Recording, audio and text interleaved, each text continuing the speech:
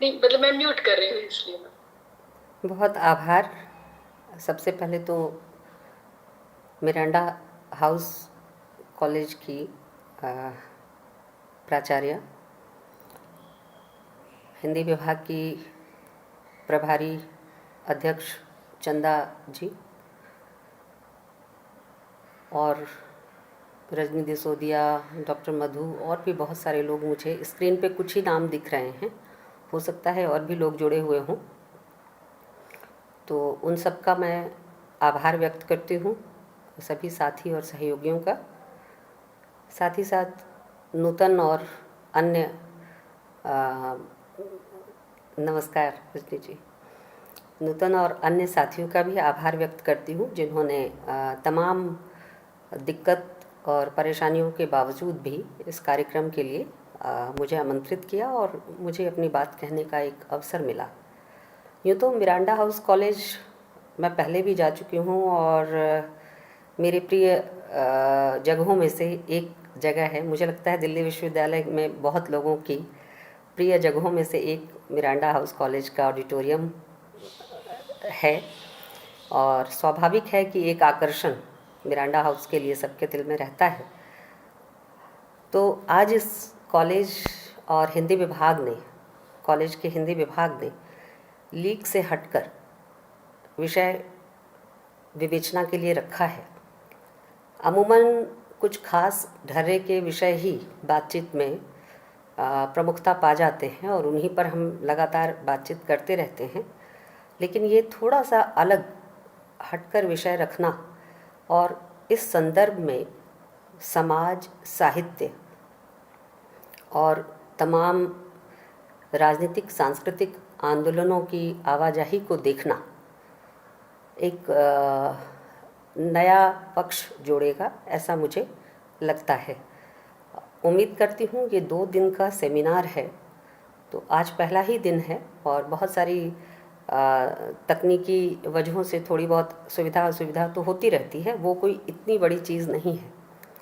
लेकिन कार्यक्रम का होना, विषय का विवेचना के केंद्र में आना, और विषय पर कुछ वक्ताओं का और भाग लेने वाले साथियों का अपनी राय रखना महत्वपूर्ण हो जाता है।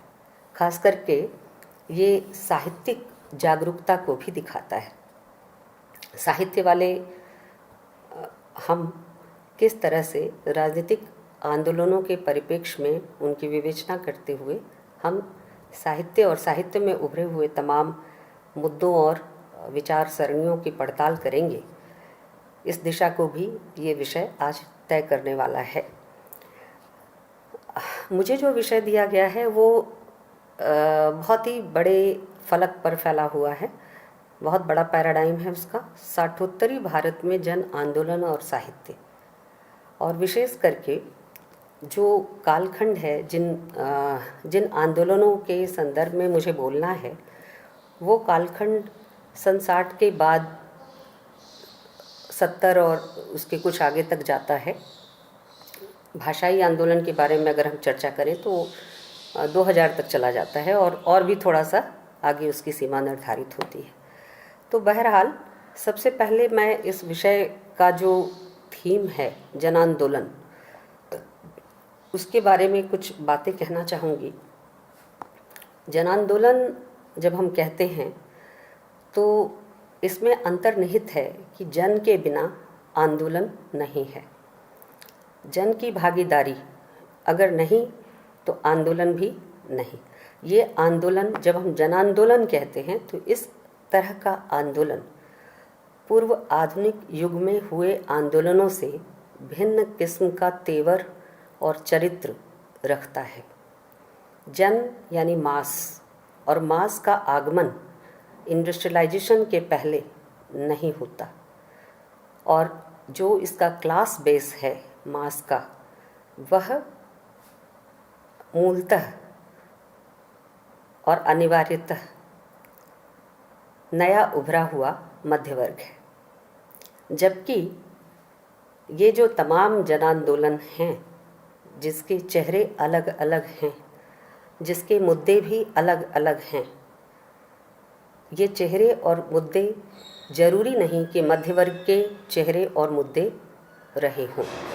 इसमें किसानों की समस्या भी शामिल हो सकती है, इसमें दलितों की समस्या भी शामिल हो सकती है, इसमें स्त्रियों की समस्या भी शामिल हो सकती है और भाषा का सवाल भी शामिल हो सकता है, पर्यावरण की रक्षा का मुद्दा भी इसमें शामिल हो सकता है। लेकिन है ये अंततः जन आंदोलन। इसके चरित्र को सबसे पहले और इसके क्लास को सबसे पहले समझने की ज़रूरत है। ये भक्तिकाल का सांस्कृतिक आंदोलन नहीं है, ये नवजागरण भी नहीं है, ये जन आंदोलन है। और जब हम इसको जन आंदोलन कहते हैं तो आंदोलन होने की किसी भी चीज़ के आंदोलन होने की पहली शर्त है कि वहाँ जनता की बड़ी भागीदारी हो, और ये जनता किसी एक या दो तबके की जनता ना हो, बल्कि यह जनता मास हो, जिसको इंडस्ट्रियलाइजेशन के फेज ने जन्म दिया है। और इसके साथ ही साथ इसका एक मोटिव हो, कोई तय राजनीतिक दिशा हो। इसके बिना जन आंदोलन की शक्ल नहीं उभरती। इस तरह के संदर्भ के बाद हम समझ सकते हैं कि जो जन आंदोलन आधुनिक समय और समाज में घटित हुए वो किस प्रकार मध्यकाल में होने वाले सांस्कृतिक आंदोलनों से भिन्न थे या भिन्न हैं। इनका एक सांस्कृतिक चेहरा ही नहीं है, इनका एक राजनीतिक तेवर भी है। इस चीज़ को नहीं भूलना चाहिए। और ये जन आंदोलन व्यवस्था के रूप में जनतंत्र के बिना संभव नहीं है। यानी जन आंदोलनों के घटित होने के लिए अनिवार्य स्थिति जो व्यवस्था पैदा करती है वो जनतंत्र है। और जनतंत्र के भीतर जो तमाम तबकों की भागीदारी है उसमें हरावल दस्ते की भूमिका जो वर्ग निभाता है वो मध्य वर्ग है। आप उसे तमाम तरह की आलोचना का केंद्र बनाएं, तमाम तरह की जो एक हेट्रेड या घृणा की दृष्टि से एक टैग उनके लिए दिया गया, खास करके मार्क्सवादी आलोचना के द्वारा जो बुर्जुआ आंदोलन का एक टैग दिया गया, यानी मध्यवर्गीय नेतृत्व के द्वारा किया गया कोई भी आंदोलन अंततः बुर्जुआ आंदोलन है। लेकिन बुर्जुआ आंदोलनों की भी एक सकारात्मक भूमिका होती है, और अगर वो पेटी बुर्जुआजी स्वार्थ से चालित ना हो तो उसकी एक महत्वपूर्ण सकारात्मक राजनीतिक सांस्कृतिक भूमिका भी होती है। इस चीज़ को नहीं भूलना चाहिए। और इसी अर्थ में जनतंत्र जो है जन आंदोलनों के घटित होने के लिए एक व्यापक प्लेटफॉर्म मुहैया कराता है। आप देखिए कि जिन आंदोलनों के बारे में मुझसे बोलने के लिए कहा गया है, क्या उसकी कल्पना जनतंत्र के बगैर संभव थी? जब तक सेल्फ की चेतना, स्व की चेतना, जातीयता की चेतना और सामूहिकता का बोध पैदा नहीं होता, तब तक संभव नहीं है कि लोग अपने अपने मांगों को लेकर उठ खड़े हों। ये संभव नहीं है। तो ऐसे में हम सबसे पहले संक्षेप में, अति संक्षेप में, क्योंकि मेरे पास एक सीमित समय होगा और उसी के अंदर मुझे अपनी बात कहनी है, और इसमें ये विषय ऐसा है कि सिर्फ एक ही पक्ष पर आप बहुत लंबे समय तक विवेचना की ज़रूरत है। बहरहाल मैं बहुत संक्षेप में बातें रखूंगी कि सबसे पहले हम 70 के दशक में मैं पीछे नहीं जा रही, आज़ादी के बाद की परिघटनाएं, उसकी चर्चा संभवतः पहले विद्वान वक्ता कर चुके होंगे। तो मैं सन 70 के बाद से ही उन स्थितियों की बात से शुरुआत करूंगी जहां हम देखते हैं कि पर्यावरण को लेकर अंतर्राष्ट्रीय स्तर पर एक खास तरह की चिंता व्यक्त की जाती है। ध्यान रखिएगा कि पर्यावरण चिंता और विमर्श के केंद्र में कब आता है। प्रकृति तो आपके पास है, प्रकृति आपके पास आज नहीं, मनुष्य के अस्तित्व के साथ साथ जुड़ी हुई है, बल्कि प्रकृति आपको कई बार अपने जीवन संघर्षों में उठ खड़े होने, अपनी अस्मिता को तलाश लेने के लिए प्रेरित भी करती रही है। नामवर सिंह छायावाद में प्रकृति और मनुष्य के जीवन का अंतर संबंध जोड़ते हुए जिस स्वतंत्र चेतना की बात करते हैं, उसका संदर्भ प्रकृति ही है। वो कहते हैं कि छायावादी मनुष्य अपनी सामाजिकता से घबराकर, यानी द्विवेदी युगीन सामाजिकता से घबराकर प्रकृति की गोद में जाता है, प्रकृति की तरफ भागता है और उसे लगता है कि प्रकृति जो है वो कितनी मुक्त है, कितनी स्वतंत्र है, और ऐसी ही स्वतंत्रता और ऐसी ही मुक्ति भारतीयों को और ख़ास करके नए नए उभर रहे मध्य वर्ग को ज़रूरत थी। ध्यान रखिएगा, छायावाद का जो समय था वह इंडस्ट्रियलाइजेशन के फेज़ से जुड़ा हुआ समय था, यानी भारत में उद्योग धंधों का विस्तार हो रहा था, भले ही वो साम्राज्यवादी औपनिवेशिक छतरी के नीचे हो रहा हो, लेकिन वहाँ हम इंडस्ट्रियलाइजेशन के घटित होने की प्रक्रिया को आगे बढ़ता हुआ देखने लगते हैं। और वैसी स्थिति में जो व्यक्तिवादिता है, जो निजता और आत्मीयता की तलाश है, उसकी जो चेतना है, उसकी प्रेरक शक्ति जो चीज़ बनती है वो प्रकृति है। प्रकृति की बात करते हुए क्या हमें कामायनी नहीं याद आता? पर्यावरण की चिंता और कैसी कही जाएगी, लेकिन हम कामायनी की चर्चा कभी पर्यावरण को बचाने वाली किताब के तौर पर नहीं करते, उसे छायावाद का महाकाव्य बताकर छोड़ देते। और कैसे चिंता की जाती है किसी सभ्यता के विनाश की, संतुलन के खोने की। जो पर्यावरणीय शक्तियां हैं उनके बीच मनुष्य भी पर्यावरण का एक हिस्सा है। यही बोध, यही चेतना है। जीवन और प्रकृति, मनुष्य के जीवन और प्रकृति का अनिवार्य संबंध है, और यह संबंध जो है सामाजिक अस्तित्व के लिए और पूरे की पूरे ब्रह्मांड के अस्तित्व के होने के लिए आवश्यक संबंध है। कामायनी एक बहुत बड़ा फलक इस विचार के लिए तैयार करता है, लेकिन हमने आज तक कामायनी को इस रूप में न पढ़ा न पढ़ाया। हम पढ़ाते रहे कामायनी छायावाद का महाकाव्य है। कामायनी जैसी पुस्तक दोबारा नहीं लिखी गई। कामायनी ज्ञान, कर्म और पता नहीं बुद्धि का संतुलन है, यही सब पढ़ाते रहे हम। लेकिन पर्यावरण के परिप्रेक्ष्य में हमने कामायनी की और कामायनीकार द्वारा उठाई गई चिंताओं को नहीं देखा। अगर हम बात करते तो हमारे यहाँ पर्यावरण की बहस तो सन 36 से शुरू हो गई है। आप 70 की बात कर रहे हैं, चिपको आंदोलन से शुरू कर रहे हैं। तो पर्यावरण का जो परिप्रेक्ष्य है और प्रकृति के साथ मनुष्य का जो सहज संबंध है, उस पर कामायनी जैसा महाकाव्य लिखा गया और वहाँ संतुलन की बात की गई। देव सभ्यता के विनाश का कारण ही बताया गया अतिचार। जो अतिचार था देवताओं का, उसके कारण ही वह सभ्यता नष्ट हुई। अन्यथा तो उस सभ्यता को वरदान प्राप्त था कि वह कभी नष्ट नहीं होगी। वहाँ न जरा व्याप्ति थी, यानी न बुढ़ापा व्यापता था, न कोई रोग था, न कोई शोक था, आनंद ही आनंद था। लेकिन इसके बावजूद वो सभ्यता नहीं बची, क्योंकि उसमें संतुलन नहीं था और वो सभ्यता नष्ट हुई। तो बहरहाल हम अगर साहित्य के संदर्भ से बात करें तो हमारे यहाँ पर्यावरण की चिंता बहुत पहले आई, लेकिन राजनीतिक संदर्भ से अगर हम बात करें तो वह पर्यावरण और उसकी बहस सन 70 के बाद चिपको आंदोलन और जो चमोली ज़िले में जो गोपेश्वर नामक स्थान पर एक महिला ने, जिनका नाम संभवतः गौरा देवी था, जिन्होंने इस आंदोलन की शुरुआत की। इस पर्यावरण के आंदोलन की शुरुआत एक महिला ने की, ये एक महत्वपूर्ण तथ्य है।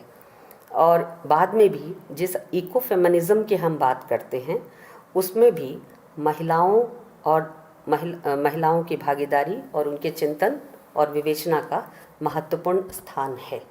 महिलाएं अपने को प्रकृति के साथ रिलेट कर पाती हैं। स्त्रीवाद का एक धड़ा है जो इको फेमिनिज्म या इको फेमिनिस्ट कहलाना पसंद करता है। तो वहाँ भी हम कई तरह के सिद्धांतों को और कई तरह के प्रकृति के साथ संबंधों की, खास करके स्त्री के संबंधों की व्याख्या को पनपता देखते हैं, बल्कि ये स्थापित करने की कोशिश की जाती है वहाँ उसकी सीमा है, इकोफेमिनिज्म की सीमा है। लेकिन इकोफेमिनिज्म की एक बात और प्रकृति के साथ उसका जो सहमेल परक संबंधों की तलाश है, यह बात बहुत ही महत्वपूर्ण बात है, क्योंकि स्त्रियों की जो प्रजनन क्षमता है और प्रकृति की जो प्रजनन की क्षमता है, साथ ही साथ जो पोषण और जीवन देने की शक्ति है, धैर्यशीलता है, जो धरती के अंदर है, प्रकृति के अंदर है, वही स्त्री के अंदर है। और इस तरह से समरूपता के आधार पर इकोफेमिनिज्म पर्यावरण के साथ साथ स्त्री के सह अस्तित्व की बात करता है, और वह कहता है कि पर्यावरण भी खतरे में है और स्त्री का अस्तित्व भी खतरे में है, क्योंकि उस पर लगातार हमले हो रहे हैं। ये हमला उन तत्वों के द्वारा है जो बाजार की शक्तियां हैं, जो मुनाफिकखोर ताकतें हैं, उनके द्वारा है, और जो पितृसत्तावादी सोच के कायल लोग हैं। जरूरी नहीं कि वो केवल पुरुष हों, वो कोई भी हो सकता है जो पैट्रियार्कल माइंडसेट से प्रभावित है। तो ये सब के सब स्त्री के लिए और प्रकृति के लिए खतरा है। संयोग देखिए कि चिपको आंदोलन का जो विकास था, उद्भव था, वह भी एक महिला के द्वारा संभव हुआ था। लेकिन आगे चलकर चिपको आंदोलन पर्यावरण की सुरक्षा और पर्यावरण बचाने का जो प्रयास था, उसकी लीडिंग भूमिका में, उसके नेतृत्वकारी भूमिका में सुंदरलाल बहुगुणा और एक अन्य सज्जन जिनका नाम चंडी प्रसाद भट्ट था, इनके नाम आगे आए। वो उस महिला के नाम को चर्चा में बहुत ज़्यादा जगह नहीं मिली। तो ये हमारे समाज का, जिस चीज़ के लिए पर्यावरण के सहारे स्त्री के अस्तित्व और प्रकृति के अस्तित्व के लिए जो लड़ाई लड़ी जा रही थी, उसमें समाज की तरफ से जो रिस्पॉन्स दिया गया, समाज की तरफ से जो रिस्पॉन्स मिला और जो नाम का रजिस्ट्रेशन हुआ, वह स्त्री के नाम नहीं हुआ, वो सुंदरलाल बहुगुणा के नाम हुआ। और उसमें एक और सज्जन थे, भट्ट साहब, चंडी प्रसाद भट्ट, उनकी चर्चा हुई। और गौरा देवी बस शुरुआती एक इंस्टिगेट की तरह, एक जनक की तरह चर्चा में आई, और उसके बाद इसकी चर्चा नहीं हुई। इस आंदोलन की एक सीमा थी, और वो सीमा ये थी, खास करके हम इसको पर्यावरण के संदर्भ से स्त्री के साथ जोड़कर देखने की इसकी जो दृष्टि है, उसकी एक सीमा ये थी कि अंततः यह आंदोलन जैविक निर्धारणवादी जो चेतना है उसमें जाकर फंस जाता है। इस आंदोलन का सबसे बड़ा संकट ये था कि ये अंततः जैविक निर्धारणवाद में फंसता था। जैविक निर्धारणवाद क्या है? जैविक निर्धारणवाद ये है कि स्त्री के पास प्रजनन की क्षमता है और स्त्री बनी बनाई होती है, बनाई नहीं जाती, वो पैदा स्त्री होती है। यानी लिंगगत, उसके शरीरगत या शरीर की जो बनावट है, वही स्त्री या पुरुष को बताता है, उसका होना बताता है। तो ये जो जैविक निर्धारणवाद है, जिसमें स्त्री कभी अपनी देह की सीमा का अतिक्रमण नहीं कर पाती, ठीक इसी तरह से प्रकृति की जो भूमिका है वह स्त्री के पर्याय के रूप में रखी गई, और प्रकृति भी अपनी भूमिका का कभी अतिक्रमण नहीं करती, वह भी केवल देती है और वंचित होती रहती है। स्त्री भी देती है और वंचित होती रहती है। इस तरह से एक जैविक निर्धारणवाद की जो समझ है, जो प्रकृति के संदर्भ में तो मान लीजिए कुछ हद तक सही भी है, लेकिन स्त्री के संदर्भ में, स्त्री जो कि एक सामाजिक एंटिटी है, उसकी सत्ता है, उसके संदर्भ में उसको केवल सेक्स से जोड़कर बांध देती है। यानी लिंग को ट्रांस नहीं कर सकते, लिंग से ऊपर नहीं उठ सकते। और लिंग के कारण ही स्त्री के अंदर कौन कौन से गुण हैं? वे सारे गुण हैं जो प्रकृति के अंदर हैं, यानी सहनशीलता के, धारण करने के, प्रजनन करने के, संरक्षण करने के, पोषण करने के, आपको हृष्ट पुष्ट और स्वस्थ बनाए रखने की, ये तमाम गुण जो हैं केवल स्त्री होने के कारण स्त्री के अंदर हैं। तो इस तरह से ये इसकी सबसे बड़ी सीमा थी। इसी तरह से हम एक अन्य आंदोलन, जो कि आंदोलन तो सन 70 के बाद बहुत सारे हुए, लेकिन जो महत्वपूर्ण आंदोलन थे उनमें कुछ का असर साहित्य में प्रचुर मात्रा में देखा गया। खास करके जो पर्यावरणवादी, जो इस तरह की बहसें थी, पर्यावरण के संबंध में जो बहसें चली थी, उसने साहित्य के क्षेत्र में विशेषकर जो स्त्री का पक्ष है उससे जुड़कर आप देखिए कि ढेरों कविताएं लिखी गई, कहानियाँ लिखे गए, उपन्यास इत्यादि की रचना हुई और प्रकृति और पर्यावरण को लगभग एक जैसा समतुल्य बताया गया। ऐसी दर्जनों कविता, कहानी, रचनाएं आपको मिल जाएंगी और इसका असर, यानी कि जो पर्यावरणवादी चिंता थी, उसका असर साहित्य में भी दिखाई देता था। ठीक इसी तरह से एक दूसरा जो महत्वपूर्ण आंदोलन था जिसका असर साहित्य पर जबरदस्त दिखाई देता है, वो दलितों का था और महाराष्ट्र से इसका उभार हुआ दलित पैंथर्स पार्टी के गठन के साथ। और इन लोगों ने अपने आप को सामाजिक राजनीतिक संगठन के तौर पर इंट्रोड्यूस किया, अपना एक तरह से अपनी उपस्थिति दर्ज कराई।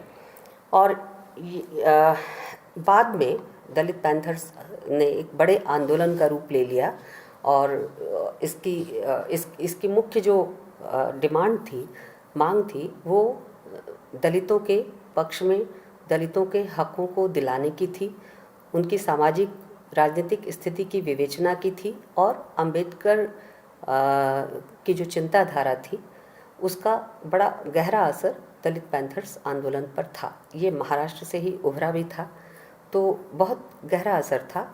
और जाहिर है कि सामाजिक सेटअप के अंदर जिस तरह से दलितों की, खास करके दलित जब हम कह रहे हैं तो इस शब्द में तमाम वंचित, शोषित और जातिगत तौर पर या धर्म के तौर पर या अन्य किसी भी स्तर पर जो उत्पीड़ित लोग हैं, वंचित लोग हैं, वो सबके सब शामिल हैं।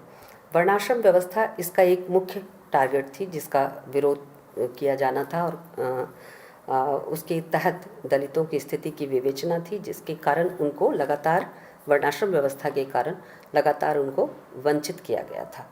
तो हम देखें कि जो आइडियोलॉजी थी, यानी जो आइडियोलॉजिकल लड़ाई थी, वैचारिक लड़ाई थी, वो किन महत्वपूर्ण विचारधारा के खिलाफ थी। जो पितृसत्ता है, पैट्रियार्की है, और जो वर्ण व्यवस्था है जिसका आधार फ्यूडल सोसाइटी और फ्यूडल सोसाइटी